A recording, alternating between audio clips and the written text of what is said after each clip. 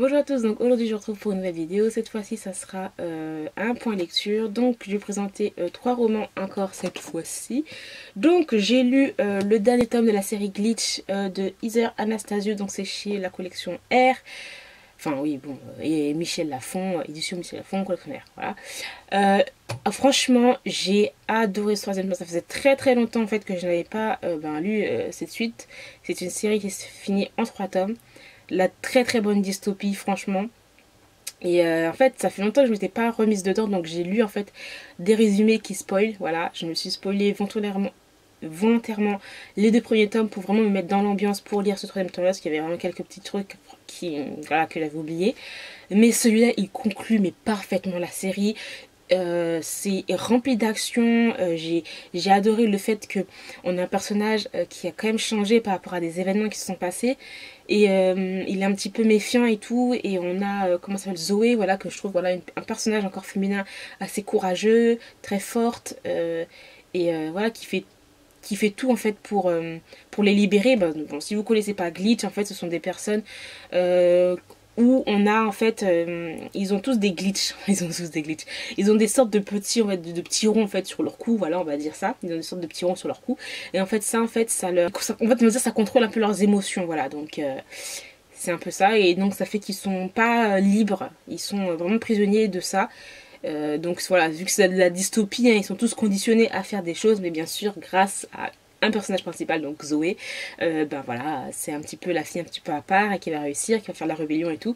Donc voilà, j'ai adoré ce troisième tome là, il conclut parfaitement, c'est un final de ouf, voilà. Voilà, juste ça vous dire, c'est un troisième tome, hein, je vais pas en dire plus, mais c'est vraiment une très très bonne série, un dystopique. Si j'avais à vous la conseiller, pourquoi pas cette série. Ensuite j'ai lu une new adulte, donc j'ai lu The Gravity of Us, donc c'est de Brittany C. Sherry.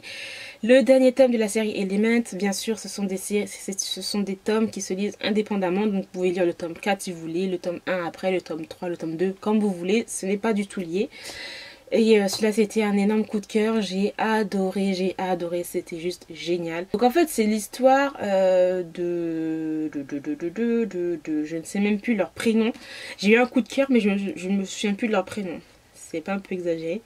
Donc voilà, c'est l'histoire en fait de Lucie en fait qui a été élevée dans une famille, enfin plus elle a été élevée par sa mère en fait, sa mère qui a deux autres filles. Sa mère est un peu assez libre, voilà, c'était un peu un électron libre, un peu baba cool et tout, et Lucie a été élevée comme ça. Sa mère a été un petit peu abandonnée par le père des enfants, parce que lui c'est pas ça qui l'intéressait, il voulait quelque chose, voilà, de droit, et pas d'aller tout partout à chaque fois, d'aller à l'aventure, et la mère de Lucie était comme ça. Elle est décédée, et en fait Lucie s'entend beaucoup plus avec sa petite sœur que sa grande sœur. Sa grande sœur aussi, voilà, elle a coupé en fait le pont avec eux, et elle est devenue une avocate. Enfin, voilà, elle est très loin de cette famille là. Et en fait ces deux là sont très j'allais dire, sont très green, heath, enfin vous voyez les trucs un peu genre environnement, un peu baba cool, tout ça, enfin, bref, c'est leur mère en fait qu'ils ont élevés comme ça, et ils ont suivi. Et l'histoire de Graham Russell, donc Graham Russell qui lui est un écrivain de renom, voilà, qui écrit des best-sellers et tout.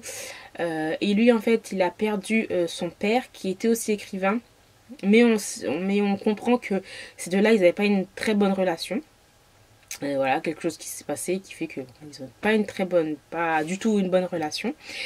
Et voilà, on retrouve Graham à l'enterrement en fait de son père. Et c'est là en fait que ces deux personnages-là vont se rencontrer. Donc Lucie qui est assez solaire, et Graham qui est lui mais une personne très froide. On pourrait dire même méchante. Voilà, il fait pas tout. Vous voyez, il y a des gens, quand on leur parle, il dévie les choses, voilà, vous voyez. Mais Graham, il est très direct en fait. Et donc il est assez froid. Bon, il est assez froid, c'est avec des gens, voilà, des gens comme ça. Mais si c'est par exemple, si c'est quelqu'un, par exemple si c'est ses fans, il va se créer un masque, voilà, il va sourire pour, voilà, ses fans et tout, etc. Mais Graham, c'est vraiment un personnage hyper sombre, hyper négatif. Mais voilà, par rapport à la suite de l'histoire, on sait que voilà, on sait pourquoi il est comme ça en fait. Voilà, pourquoi on va dire, annule en fait un peu ses sentiments.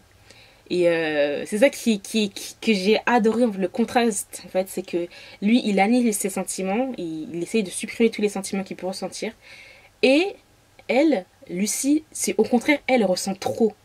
Elle ressent trop, si elle veut pleurer, elle va pleurer, si elle va rire à joue. Enfin, voilà, et c'est ça que j'ai adoré en fait. Et Lucie, ça va être vraiment un énorme, une énorme lumière en fait pour Graham. Et voilà, donc on va suivre leur relation et tout, mais c'est pas que ça. Voilà, c'est pas que ça. J'ai pas envie de vous spoiler non plus, parce qu'il y a des événements, il y a des choses aussi que je m'attendais pas à lire dans ce tome-là, donc c'est pour ça que ça a été un coup de cœur.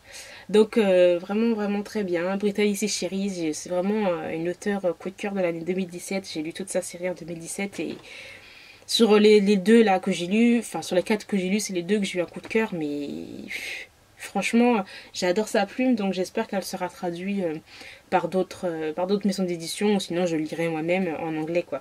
Et ensuite donc j'ai lu Démonica, donc c'est le tome hors série de la série Démonica de Larissa Yan chez Milady. Donc voilà, j'ai adoré. Donc en fait on a en fait on va dire trois nouvelles. En gros, trois nouvelles. Donc une nouvelle en fait sur un couple qu'on en deux nouvelles en fait, deux histoires sur deux couples qu'on aperçoit en fait dans la série de base, voilà. Donc on a leur histoire et tout, c'est un petit peu rapide, mais c'est quand même génial de retrouver cette ambiance, cet univers et tout. Et ensuite on a quelques scènes coupées en fait des autres couples de la série de base aussi que j'ai adoré. Donc voilà, c'est vraiment un très bonne série pour les fans de la série. Donc moi je vous le reconseille à mort, parce qu'on a vraiment quelques petites scènes vraiment super sympas en fait, des autres couples des tomes précédents. Donc c'est vraiment cool en fait de les revoir, j'ai envie de vous lire. Et j'ai adoré en fait le fait qu'on a, voilà, elle a développé l'auteur a développé des histoires en fait sur d'autres personnages qu'on intraperçoit dans l'hôpital quoi. Donc j'ai adoré. Donc voilà, j'ai juste ça à vous dire. J'ai terminé pour cette vidéo, j'espère qu'elle vous aura plu. Dites-moi si vous avez lu certains livres que je vous ai présentés et ce que vous avez pensé.